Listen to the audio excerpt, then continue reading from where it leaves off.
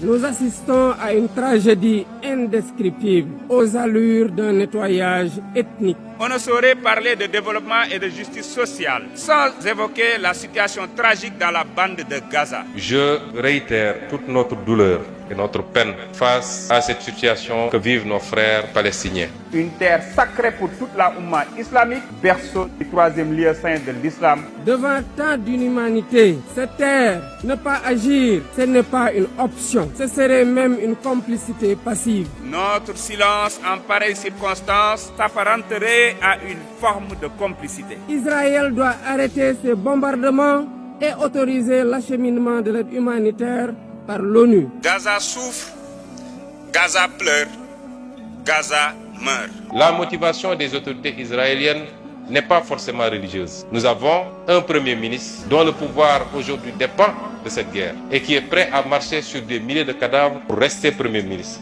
et pour ne pas faire face à la justice de son pays. Le monde doit se regarder en face, sans complaisance. Les valeurs que nous avons juré de défendre sont piétinées dans plusieurs régions du globe. Nous sommes dans un monde particulièrement hypocrite, un monde de deux poids, deux mesures.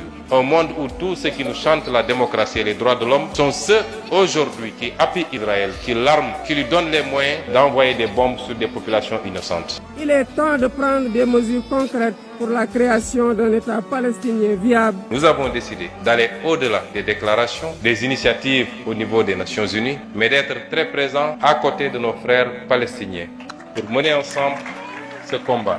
Il ne suffit pas de déplorer, il faut décider. Il ne suffit pas de condamner, il faut agir. Le Sénégal, en tant que président du Comité pour l'exercice des droits inaliénables du peuple palestinien, appelle à un cessez-le-feu immédiat et durable. Nous réitérons notre soutien à la solution des deux États, avec Jérusalem-Est comme capitale de la Palestine, conformément aux résolutions pertinentes des Nations Unies.